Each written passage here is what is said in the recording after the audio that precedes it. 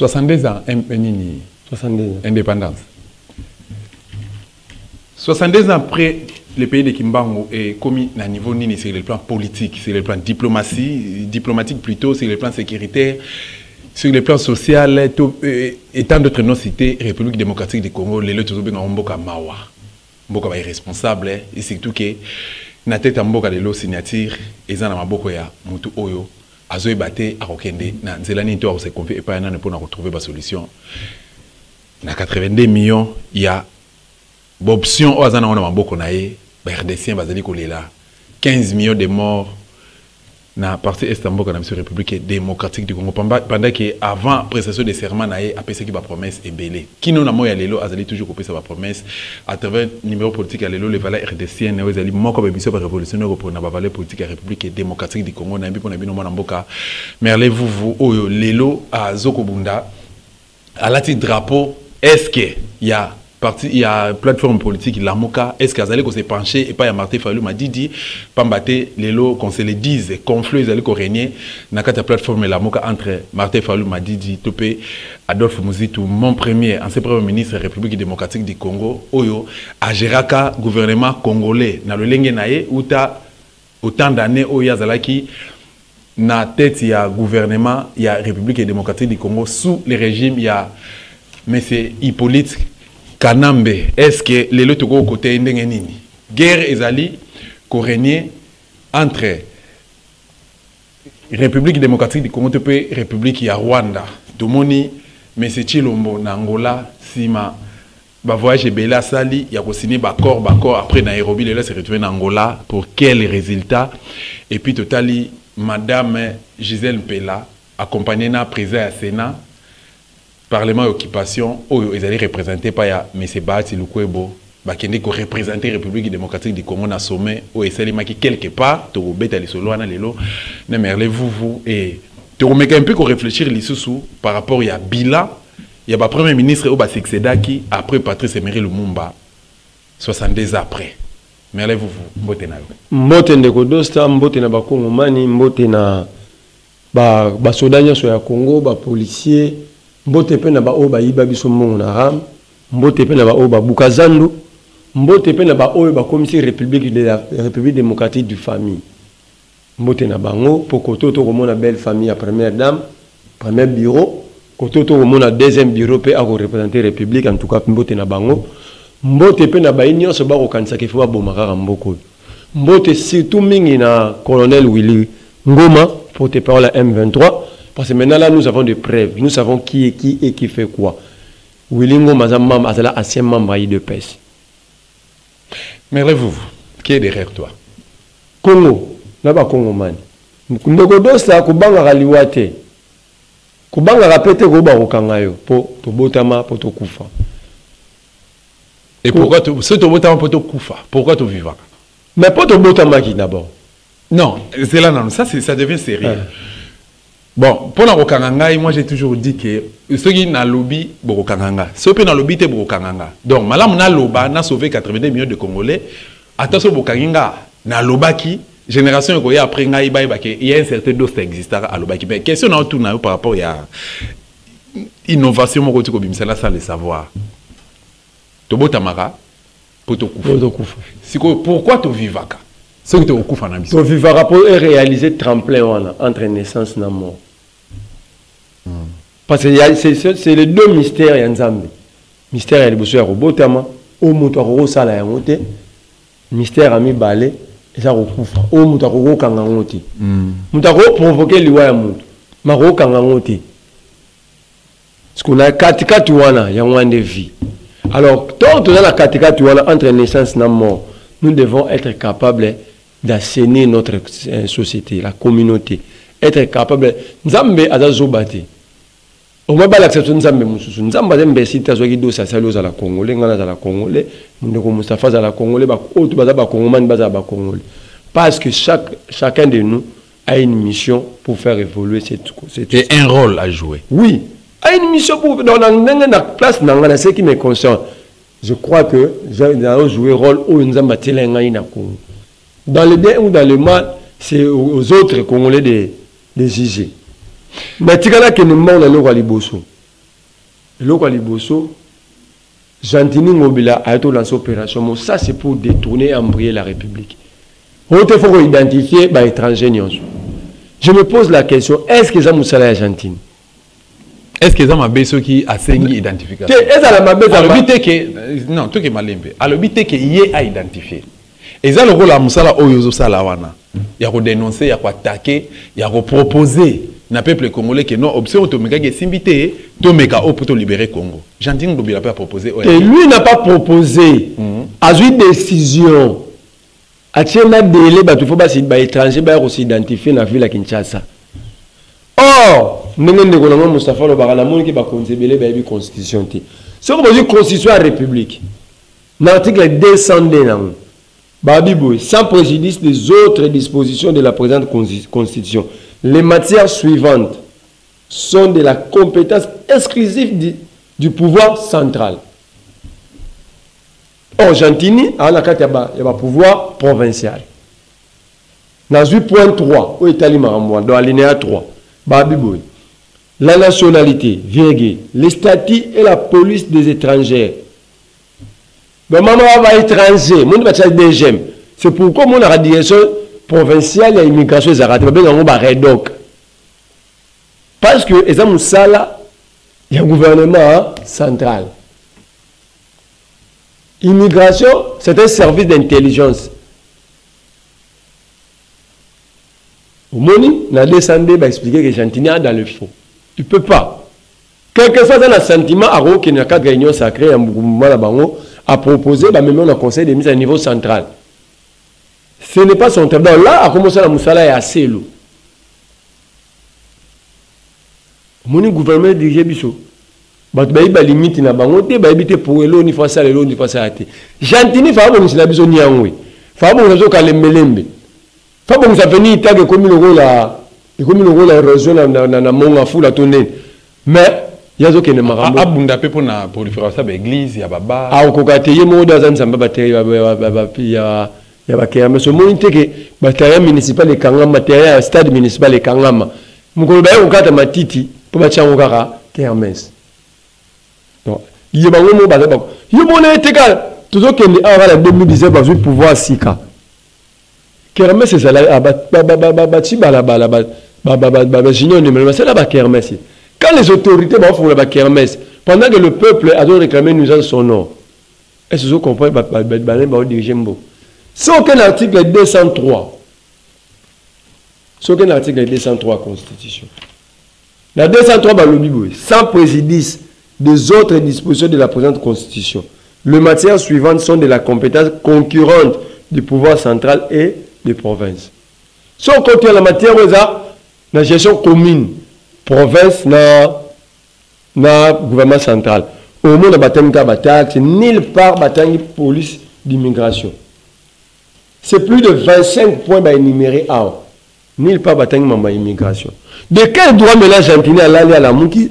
Ce qui peut dire qu'il est ngando pour asa moto ya maindomba ba ba liara bangando ngai pe na liara ngando so ya ngando ba lamba kan kitoko mingi o te fa identifier ba étranger la consul est là to boy te que identification ba étranger pour c'est mato ba pour doit être infiltré pour te ba nan les étrangers avec à l'ordre qui n'est pas à l'ordre mais faut ça on a respect pas prescrit pour le bureau de la République so que fonde la République. Yami Balé car à la ville à Kinshasa wana. Ose Badibanga, ministre à IDPS. Député provincial Eli Abumbu. En charge ministre provincial en charge à Comex. Action humanitaire, Nelo Romourouan. Jantini. Bazana conflit na commerce extérieur. Ose Badibanga zu mutu à foutre à financer la campagne à côté de la division urbaine. Nomination fonction publique, ça à niveau provincial. Ou au niveau central. C'est au niveau central. La constitution est là. Non, le bâtiment de Moustapha Obado. Tout le monde il faut aller à la TV chaque jour autant que le ministre Moro, gouverneur Moro, compétence de voler au conseil PCI et oser à Longoli, division urbaine et commerce extérieur, à ville qui est en avenue Itaga et commune qu'on a la cabinet naïe. Comme grave, on fout à battre na maboko na kati ya cabinet ya osé. En complicité avec qui? Avec le ministre professionnel de la fonction publique, M. Dani. Et quelle est la réaction? Il y a... Maman, on a Sibi, on a le droit aux à la place où a saisi le Conseil d'État. A saisi le Conseil d'État. Conseil d'État peut se raison depuis octobre 2021. Dans la pile, na zui a lettre A. Ministre, procureur, il y a Conseil d'État à Komeli, ministre intérieur, à Komeli gouverneur, pour baser sa maman, on va appliquer ordonnance à Conseil d'État. Rien. Pas greffier à Conseil d'État, pas communiquer pour l'application et accord Rwanda. Rien.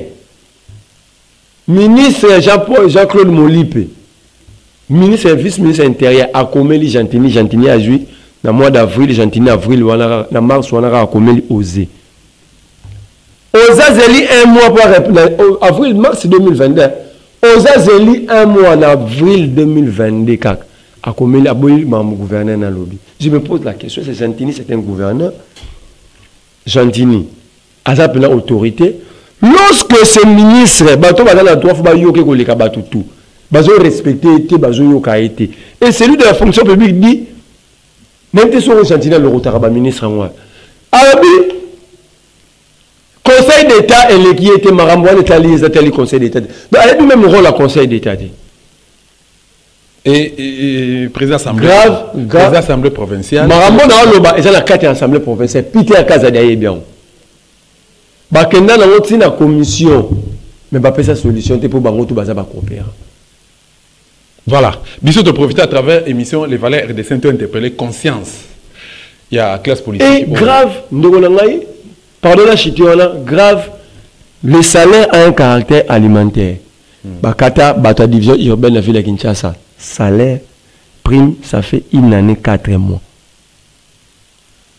Osez, ayana batouné, so pi bataille de ba combattre IDP, so ba faire du progrès. Ayana na ba ninga na ya bumbu, ba électeur na battement on zo wana.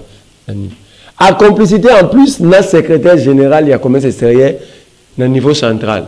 Moninga, obi que secrétaire général maman Eugénie Salabon, aza moninga maman Denise Nyakio. Yemom Dalobi a contribué à la fondation Denise. Donc le fait seulement pour elle d'être membre de la fondation Denise Nyakio, de contribuer et puis ses droits à Kangaba Kongomani, plus de 200 salaire na bango, na ba prime na bango pendant une année 4 mois. Mouta inquiété à Zalité. Mais na ebi se vous attends tout ça la coûte de l'eau est grave. Il y a où veut pas ma fonction publique à lancer identification électronique à ma fonctionnaire. Bâtir babi que le rôle a commencé à des conflits, mieux faut bâtir un souka pour s'atteler vraiment sérieusement. Pour dire que maman a accueilli, a intimidé Batutu. Na kamona ministre Eliawa Yokie. Là que je confirme vraiment que Azamuta maman Denise. Il a renversé ordre. Bazo banda sur la commerce extérieure. Voilà. Dans la République ça de la famille, et ça la peine. Mais élément est c'est ça. Le République est au Luka Mongo na Moko Basoda, Bafutama, enseignant tout ton école. Ndeko osé badi banga ministre abi qui na rapport na 2020 ba na texte mo sur les on a des documents nous sur il y a des documents il y a banque écoutez BCDC. Babi qui ba na texte mo alcoolique sur tous les produits stockage détention autorisation besoin d'alcool. Aux alobis en 2022, d'abord en 2021, aux a mobilisé moins de 10%. Il y a assignation. 2020 a mobilisé moins de 10%. Donc on a mobilisé au-delà de 5%. Dans 2022, dans le rapport, on a mobilisé rien de quantité. Mon quantité zéro. La prochaine émission, on a le rapport officiel. Merci beaucoup. Oh, si vous avez quantité, mais il y a une société qui est na écoutez BCDC na compte de note de perception numéro 32 14 13 32 14 14 bas ST 074 signé par Clément Kaboué, opérateur manager agence de Gombe aviateur le 29/6/2022 écoutez BCDC attestation de paiement DGRK numéro 170 bar 06 bar aviateur bar 2022. Voilà.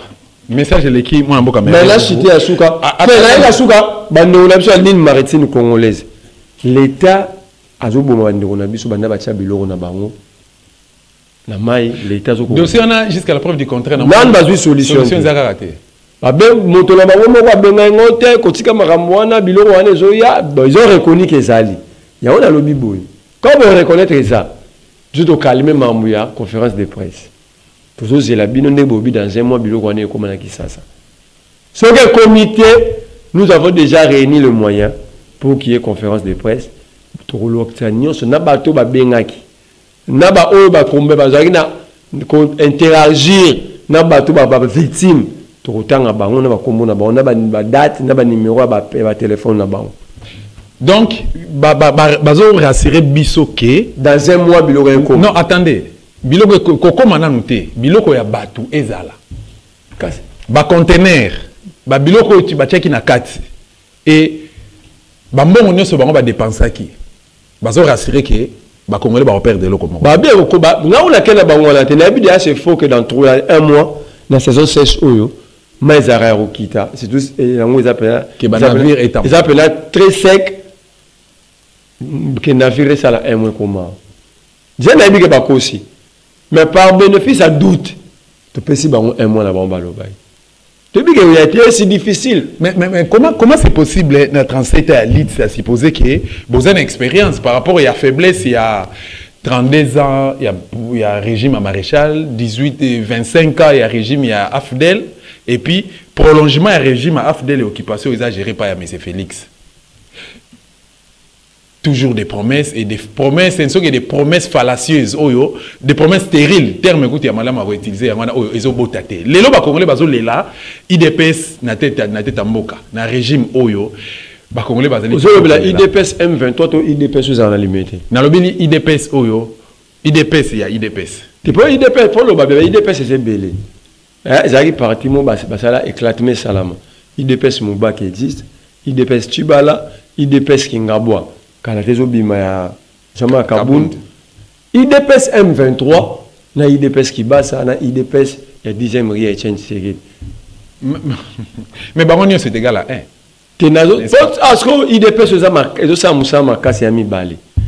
IDPS ya Félix Tshisekedi, na IDPS ya M23. Ba oza musama kasi ko. Kasi bitumba to bezo bimala mboka. Eza bitumba conflit IDPS. OK. Oh mais Willy Ngoma, le porte-parole à M23. Alobi Boy, Basala 14 jours et 14 mois na Congo tant Félix a eu pouvoir. 14 mois, cela veut dire une année, 2 mois. Bafanda na to vanda na baona kisasa. Bazala ki na Félix ba olia placement. Awa. Basololi 1. Il faut ba sécuriser pouvoir à Félix. 2. Ba opesa bango ba poste supérieur na armée. Mais pourquoi Sikoyo? Il y aura un troisième élément. Okay. Willy Ngoma était membre IDPS. Azaki na Papa Chen, Azaki na Félix. D'ailleurs, heureusement, qu'il y a la technologie avancée. Maman ba photo na yi derrière Félix et Bimi. Donc Willy Ngoma, bato bunisa biso lelo, et ça va membre IDPS. Donc c'est inutile d'aller en Angola, de voyager. C'est à Félix Abenga Bamasa na bango ya IDPS hein. Et Bamasa ne bakolate. Baninga na bango ya IDPS. Allô. Boyato yoka. Boyano to solo la ra to tala rande to zara la limité na paix. Oui non maladie c'est trop grave. Wana to indexer sur Rwanda té. Mais je me dis mais ou responsabilité à Rwanda to tiens entre parenthèses. To tiens to bi que Rwanda na ba passif et belé na Congo. Mais non, par rapport à l'affaire M23. Par rapport à M23, et comme maintenant question, comme le dossier très complexe. Le Rwanda est dedans par rapport à parrain, multinational, Angleterre, États-Unis pour piller. Mais là maintenant, bateau va s'arrêter 14 mois. Ah, Félix il doit expliquer aux Congolais. Dans 14 mois, bah yako ça nini. Dans 14 mois, bah yako ça là nini. Parce que dans le baron de mission, en 2021. Il y a eu révisitation, il y a accord où en 2013 il y a Kampala. Tant Félix en 2021, on a rediscuté. Qu'est-ce que va rediscuter? Qu'est-ce qu'ils avaient arrangé à l'intérieur? Il y a accord, on a pour le lot comme la situation. Félix a expliqué à Bissoté, nous membres il y a Union Sacrée. Mais subitement, on va très indexer M23, un mouvement terroriste. Mais on est qu'à Rwanda. Et Willy Ngoma nous fait des révélations que nous devons prendre au sérieux. Et ça nécessite l'interpellation. Il y a soi-disant entre guillemets Béli. Comment peut Kabila tirer sur M23? Kabila avait battu le M23 par l'intermédiaire à Mamadou Ndale Baouma. Accord peut Salama na Kampala. Si on s'est rappelé, Papa Christian Badi Bangi. François Mwamba. Quand tu as délégation congolaise, Roger Lumbala Koutou a quitté ici l'hémicycle à région de KM23 la Kampala dans la table de négociation. À l'époque, en 2013. Donc, question de Zoro Mitouna, n'engagez bateau si Mambo est Silaki. Toyo Kanapé Bakor et Salama. Parce qu'ils sont congolais. N'engagez pas Loba. Mais n'engagez pas bateau, parce qu'ils sont hostilité, sans que raison valable là. Or, que ça a 14 mois là qui ça t'en fait du pouvoir.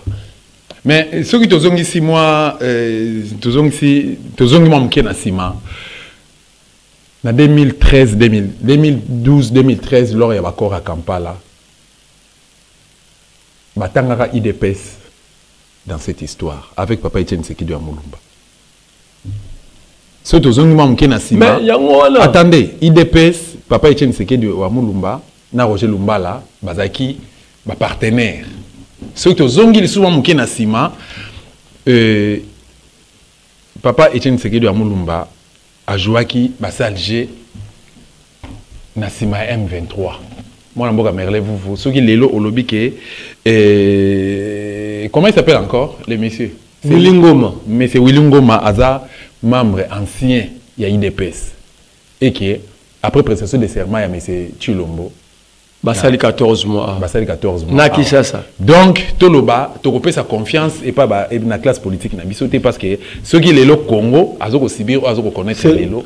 C'est la classe politique congolaise. C'est la classe politique congolaise qui a échoué. Baza complice. Les députés mi balé. Soit les gens qui parlent, mais il y a recruté en 2020, il y a recruté sous Siko habité, il y a recruté pas pour Mabatunanga. Vous comprenez dans quel pays, dans quelle sphère tu veux vivre? Donc, les députés rwandais, au Babunda qui dans l'Assemblée nationale. Baza Moraza Touchi, Moraza Touchi. Soit na baza ba Eli ya bomisi ba bomisa ba tolama. Baza ba Eli ya Masisi. Mais décision za ki nini? Si les lo aucune décision. Si les lo ba toana bazo connaître se faire. Mais Mbosso rôle nini o Mbosso a joué et puis commission de discipline na carte l'Assemblée nationale Rwanda en parlement. Mbosso est une marionnette. Regarde, Mbosso est élu au même titre que Félix. Mbosso c'est un député tout chaque a élu pour 5 ans. Félix est élu président pour 5 ans. Tous vont bon.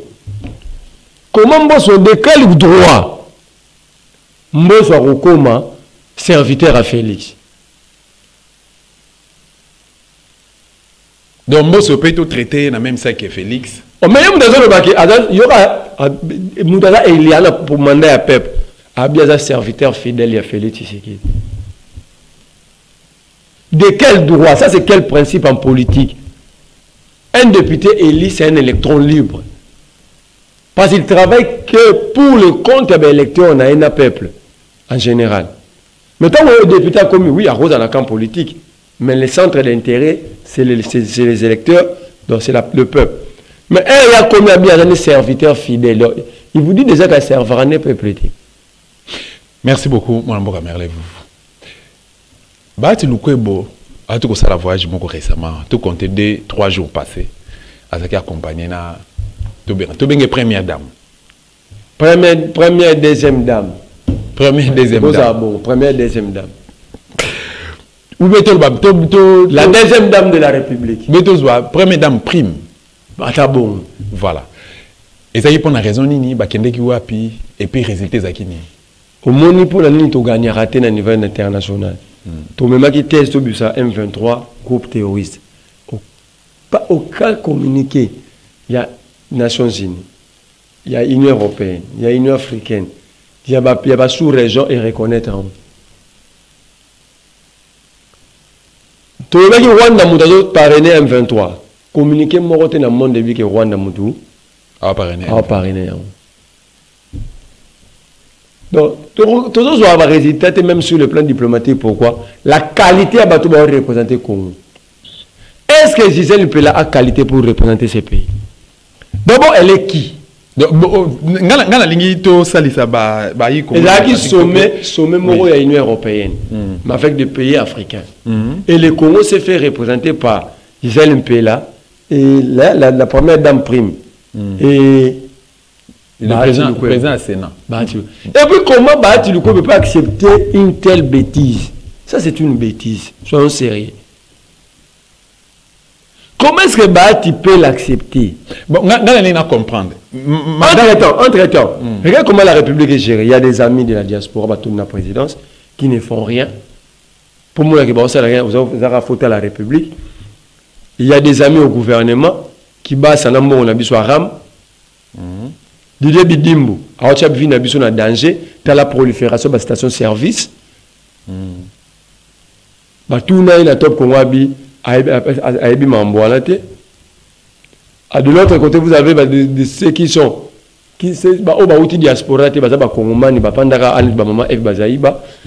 pas que nous station sur le plan environnemental, c'est un danger pour la population. Tout à fait.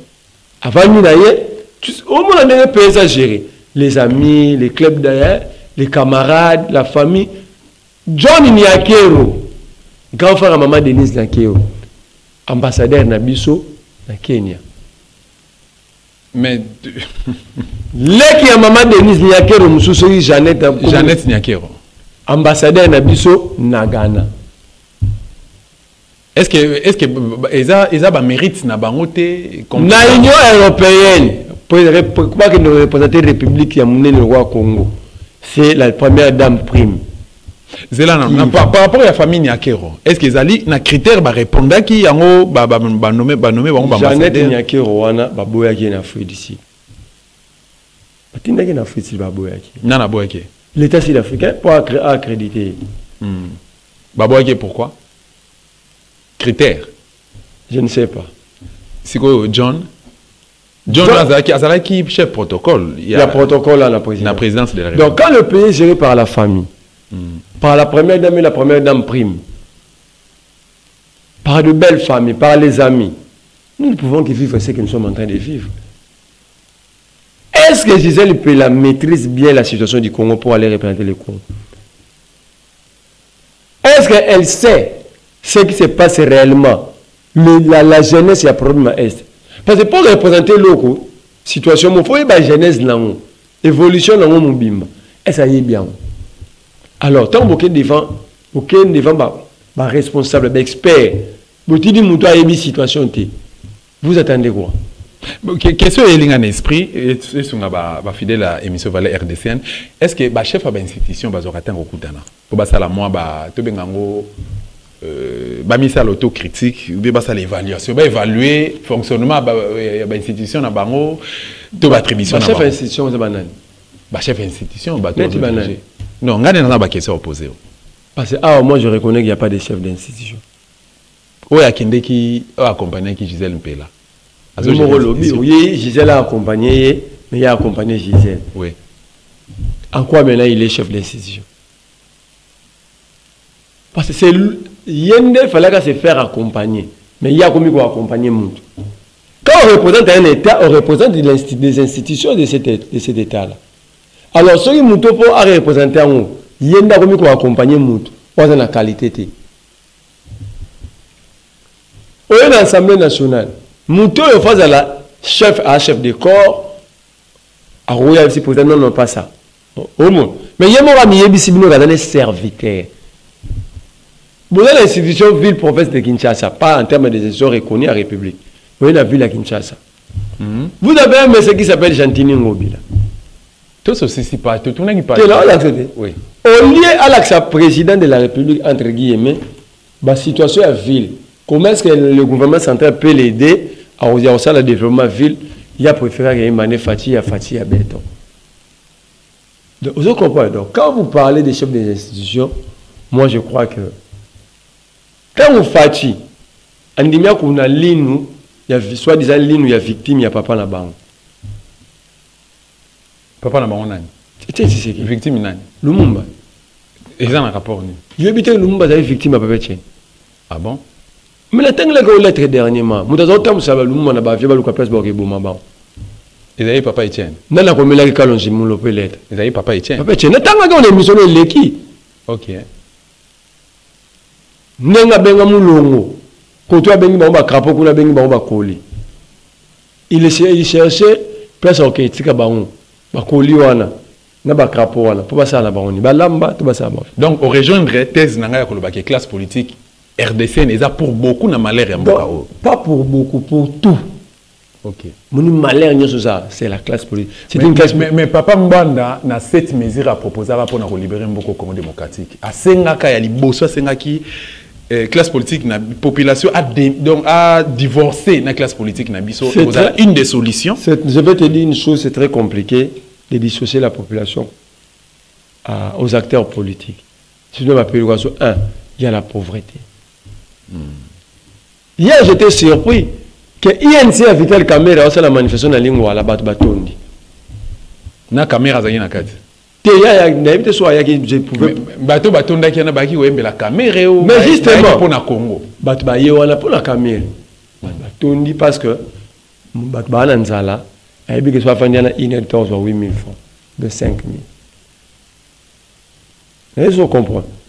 Alors pour peu qui ça y est, au fait comprendre non, aucun n'était pas le babomi mboko tala 57 millions na biso. Bato ba normaliser. Ba normaliser détournement. Que koroyi bana yo ko ça nous tout nous normal. Chez nous on appelle ça COP. On comprend. Chez nous on appelle ça COP. Non, justement, il y a légalisé qui a remis c'est Félix. Abi chez nous on appelle ça COP.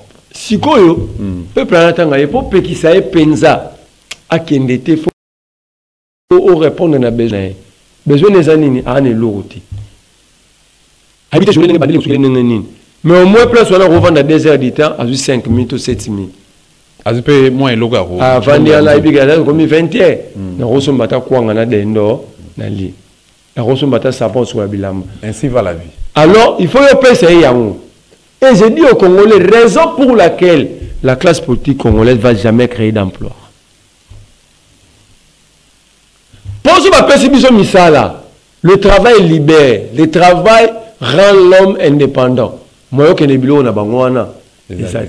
Na ba poto a meeting politique ba mo yem to yo ka meeting me fouti de billet droit d'entrée.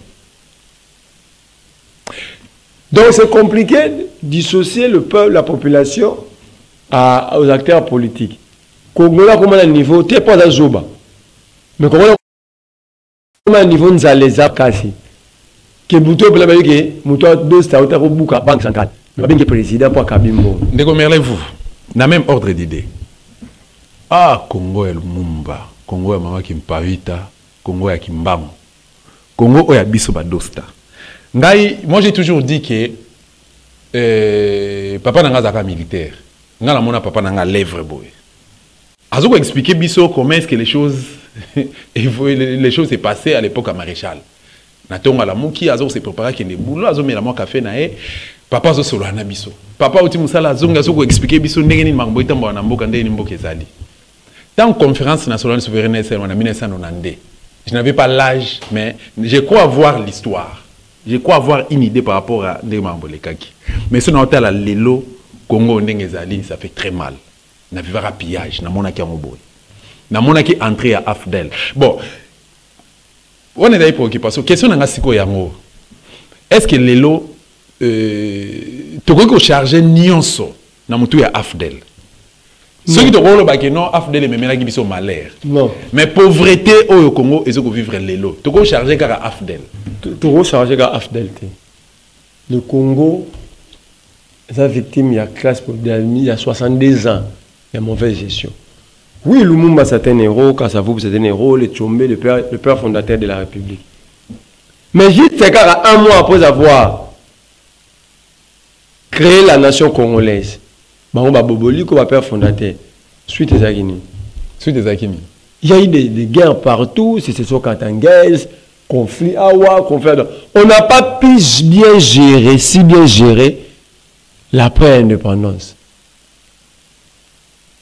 Parce que tout de suite après avoir créé la nation congolaise, conflit bandit. Entre ethnies ou entre d'abord les leaders politiques. Les Katangais étaient derrière Tchombe. Tout Katangais était derrière Tchombe. les Kasaïens. Aucun de côté Kasafu na Lumumba.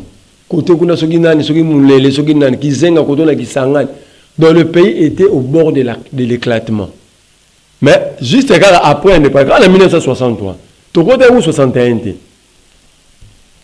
Et à partir de là, tu remets à détruire qui il y a indépendance. À partir de là.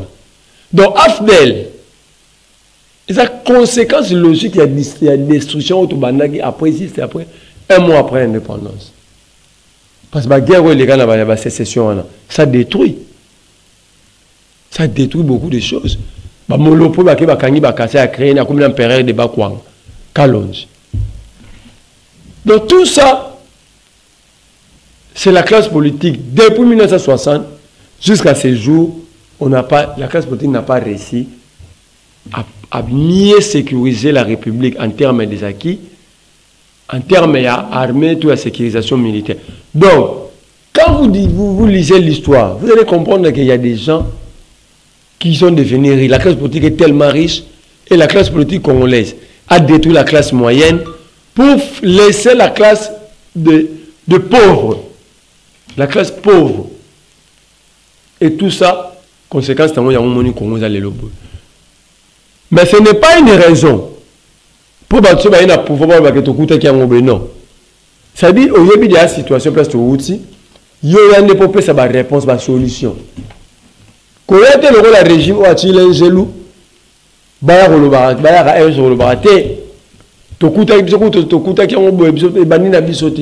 non, quand on vient au pouvoir, on ne vient pas pour justifier son incompétence. On vient au pouvoir pour donner des réponses. Parce qu'on suppose que tant qu'on a le pouvoir, les questions étaient connues. Et sur base de la question, on a celle qui programme le projet de société. C'est là que je me pose la question. Si Félix, si l'IDPS n'est pas comprise, toi, tu as le pouvoir, tu as un programme, la gestion de la République. Il y a déjà la République, il y a un problème. Quelle était la politique nationale, la défense, en place? Quelle était la politique nationale, la sécurité, à la place du pouvoir? Chez nous, c'est le peuple d'abord. Quelle était la politique? Il y a pêche, élevage, il y a agriculture. Non, dans le petit slogan, il y a le peuple d'abord, c'est que les Fandaki va traiter qui ont déjà. Il y a l'habité. Si quoi, il y a aux affaires. Voilà, il y a traiter parce que les Fandaki va salir. Maintenant, ils sont là. Parce que comme photo vivre politique wana. Kasi yango moni Félix azobunda akende gota la ba pêcheur à un moment donné, atindaki émissaire na atindaki émissaire na quelque part à quelque coopérer ba Thomson et puis il avait promis ce carton sur $10 à lobby que non ça que masango to resoma on a 18 000 francs comme donc $9 à lobaki capital ya la mebi comme na ngoni window ke place à poisson, c'est ça. Donc, il ne faut pas que le président le bagui. La gestion, elle est pratique. Quand tu es à l'opposition, là, ta façon de voir les choses est théorique. Vous observé pour mieux peaufiner ton programme de gouvernance sur le pouvoir. Et puis, ça pour aider à comprendre pour que tu aies corriger pour que ça ait une réponse normale. Mais elle est comme le pouvoir, ou comme le bandit en opposition, ou comme le voisin nous en retard à voyage. Tu es comme Félix, et puis que Félix a l'unique chrétien. Il y a un monde qui a notre frère qui tombe à Jésus. L'unique chrétien. Tout chrétien qui sait que Jésus a fait quoi, Jésus est vivant. Mais Félix a un flair. Il a déposé gerbe de flair. Dans l'élite, il y a pas quitter ou bien aller carama. Aza chrétien fidèle, l'église Philadelphie. Collègue ba chrétien non, bah pasteur n'a pas Félix était un grand croyant. Toi bah grand croyant. Mais il grand croyant, il dit que Jésus a un bon merci beaucoup. Mais oh Congo. Tout le monde après Nairobi, Bazalaki en Afrique du Sud, Tamboli, même na Brazzaville aussi. Lelo, Bazalaki en Angola. Mais c'est Félix, Joao, na Paul Kagame. raison ezalaki toujours pour la signature ya baccord comment bako ko imposer pas ko lukape mais ko imposer pe na partie est mboka na biso résultats anine résultats mais ça était na Nairobi ni bimeo na Afrique si na Congo Brazzaville Burkina Congo Brazzaville le na sa sous lobby ça soit tegeli Kagame ba hectare ya mabele. Ils sont en train de travailler de distraire Félix Tshisekedi. Ils sont en train de travailler, voir comment déplacer le conflit de l'Est à l'Ouest. Regarde la distance entre Rwanda et Congo Brazzaville. Nous sommes en Belén à Brazzaville. Et ça pour pas ça non. Mais pour déplacer le conflit, il va ça non. Depuis que on a 3 mois, 4 mois, c'est non. Bazo luka balongo la conflit kuna parce que kuna ba tout regard est à tourner bon ya nango awa ba Rwandais ba okoma awa ils auront la facilité à retenir Kinshasa donc à tout moment ils peuvent déstabiliser la République à partir de la capitale ba immigrés ba réfugiés au Angleterre au tina na Angola 80% na ba va na Brazzaville. Ce sont des terroristes les Syriens, les Pakistanais, les terroristes qui maki, les talibans en Afghanistan. Bon, on est de la Kagame. Donc en fait, même si on dit M23 tire la guerre, si on ne résout pas le problème, na Kagame, il y aura des attentats, il y aura beaucoup de bêtises au Salama. Nangola balobi boy. Il faut toujours ça, la relation diplomatique na Rwanda. Je me pose la question, depuis quand la relation diplomatique est bébé en Rwanda? Parce que 25 ans, awa, ambassadeur ne se passe à la Kigali. Lorsqu'il n'y a plus de relation diplomatique, les diplomates à 2 pays, ils ont un rapport à Bango. Première fax. Deuxième fax à Angola. Babi, il faut que ça va réfugier. Angola, Rwanda, ça va réfugier. Bisous, va réfugier. On nous bisous, va réfugier en Angola. Nous avons des Congolais qui travaillent, nous n'avons pas de réfugiés au Rwanda. Nous avons des Congolais qui travaillent au Rwanda. Ceux qui réfugiés au Rwanda, les réfugiés ils sont au nombre de combien?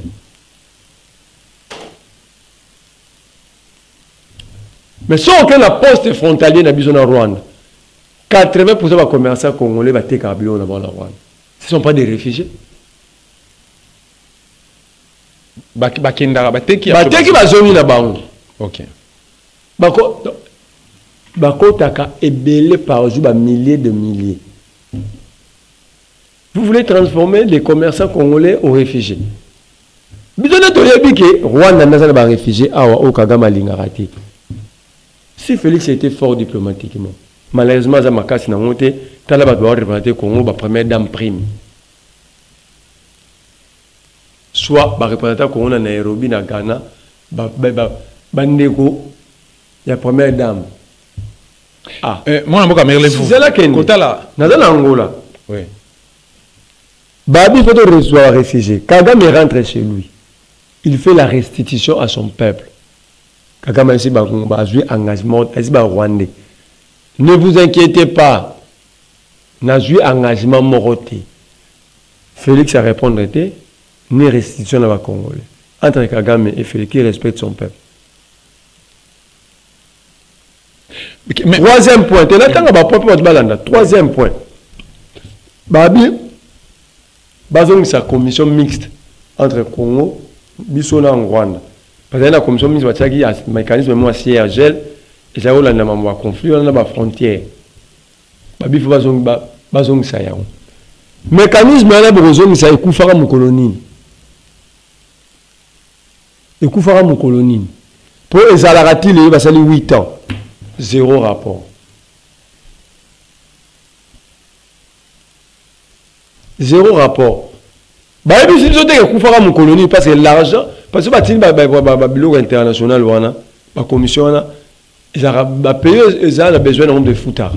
Donc, on va foutre, Rwanda, entre guillemets, foutre pour les Rwanda, on va rembon. Donc, on va sur en charge. Ça, c'est de l'escroquerie internationale. 4e point. Babi que il faut M23 à l'ongwa na ba territoire bien na ba terrain conquis. Azonga na ba position initiale na ye. Donc on ne résout pas le problème. L'Angola n'a pas résolu le problème par rapport à 4e point. L'Angola fait à Luanda, Félix Séguénaro, n'a pas homologue, va décider de déplacer le problème. C'est-à-dire, le point initial, il y a M23 et ça réunion il a change. Réunion il a change et ça la République démocratique du Congo la Nord Kivu. Donc ça va bitumbe ça awa babi na hotel place bo bunda bo bebisa bilo na biswa bilo ke bundela kuna. Mais ça on comprend. Très bien. Donc on la ba na bundaga na raison on a bien on a comprendre que bundaga n'est un poste frontalier très agité. Le trafic est belé ça marwana et depuis là le trafic wana déjà bloqué. Pour leurs intérêts ba le même déplacer problème. Conséquence M23 ba la bino que non moi na olongo la biloko nanga nazonga ndenge boyokani na Angola M23 me mana minduki nayi ba char to azanango biloko nyonso azanango motango akoma kuna afin neka la Congo. D'ailleurs là pour vous reconnaître officiellement qui va pas na bon change na réunion za la ya bango plus de pesi bango sigo place bozonga boke fanda kuna. 5e point la souka na communiquer babi il faut Rwanda faut que les deux pays s'engagent.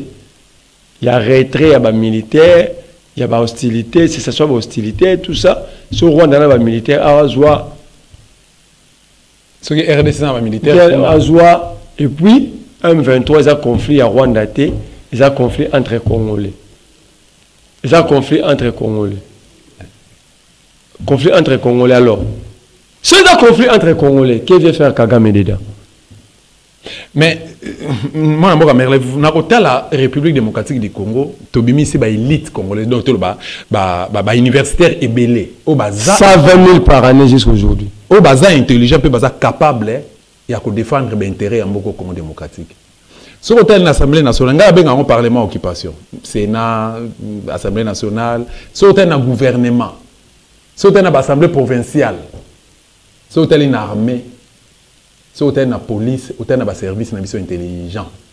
Au Comona, na personne, personnalité compétente et capable, crédible aussi, au Bako défendre l'intérêt Congo démocratique. Simplement le système. Justement. Mais comment c'est possible, Félix, une année après prestation de serment, on a été en 2020. Non, en 2020, à ça qui consultation.